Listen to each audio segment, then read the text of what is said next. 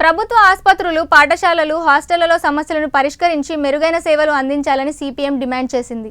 పెద్దపల్లి జిల్లా కలెక్టర్కు వినతిపత్రం అందజేసిన సిపిఎం బృందం గోదావరికని ఆసుపత్రిలో వైద్యులు, సిబ్బంది కొరత ఏడాదిగా నిరుపయోగంగా ఉన్న ఎంఆర్ఐ యంత్రాన్ని వెంటనే అందుబాటులోకి తేవాలని కోరింది. ప్రభుత్వ పాఠశాలల్లో మౌలిక వస్తువులు, ఉపాధ్యాయుల కొరత, మధ్యాహ్న భోజన సమస్యలను పరిష్కరించాలని విజ్ఞప్తి చేసింది.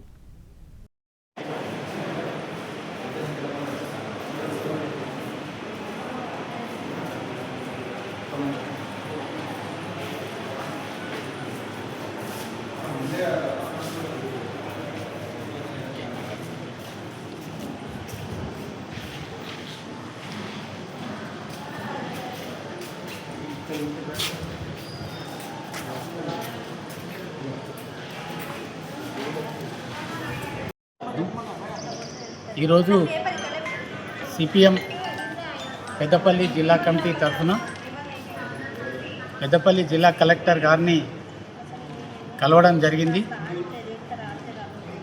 సిపిఎం పెద్దపల్లి జిల్లా కమిటీ తరఫున జిల్లాలోని హాస్పిటల్స్ అలాగే స్కూళ్ళను పర్యటించి అనేక సమస్యలను గుర్తించడం జరిగింది. పెద్దపల్లిలోని 4 కేంద్రాల్లో అటు గోదావరికని సెంటర్, అట్లాగే ఎన్టీపీసీ, పెద్దపల్లి, మంతిని 4 కేంద్రాల్లో ఉన్న హాస్పిటల్ని అలాగే ప్రభుత్వ పాఠశాలల్ని సందర్శించడం జరిగింది. అనేక సమస్యలు గుర్తించడం జరిగింది. ఆ సమస్యలను వెంటనే పరిష్కరించాలని కలెక్టర్ గారిని కోరాము. అయితే బిల్డింగ్లు ఆ స్టాఫ్ ఉన్నప్పటికీ కూడా కావాల్సిన సౌకర్యాలు, వైద్య సౌకర్యాలు అందని పరిస్థితి ఉన్నది. అట్లాగే కొన్ని హాస్పిటల్స్లో మందులు అందని పరిస్థితి ఉన్నది. అట్లాగే స్కూల్స్ విషయానికి వస్తే స్కూల్ పిల్లలు వస్తున్నప్పటికీ కూడా ఆ స్కూల్ పిల్లల స్ట్రెంత్కు తగ్గట్టుగా టీచర్లు లేరు. ఆ టీచర్లు సబ్జెక్టుల వారీగా కూడా టీచర్లు లేని పరిస్థితి ఉన్నది. కొన్ని స్కూళ్ళకు గ్రౌండ్స్ ఉన్నాయి కానీ అక్కడ పీఈటీ టీచర్ లేరు.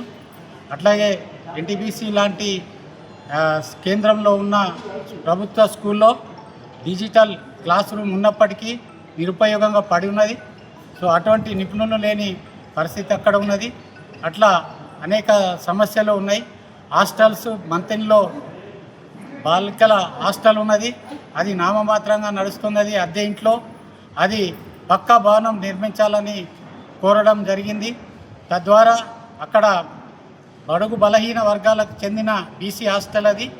ఆ బాలికల హాస్టల్ సమృద్ధిగా సంఖ్య పెరిగి అక్కడ సౌకర్యాలు పెంచితే పేద వర్గాలకు విద్యను అందించిన వారు అవుతారు. కాబట్టని కలెక్టర్ గారిని ఈ యొక్క సమస్యలను పరిష్కరించాలని సిపిఎం పెద్దపల్లి జిల్లా కమిటీ తరఫున కోరడం జరిగింది.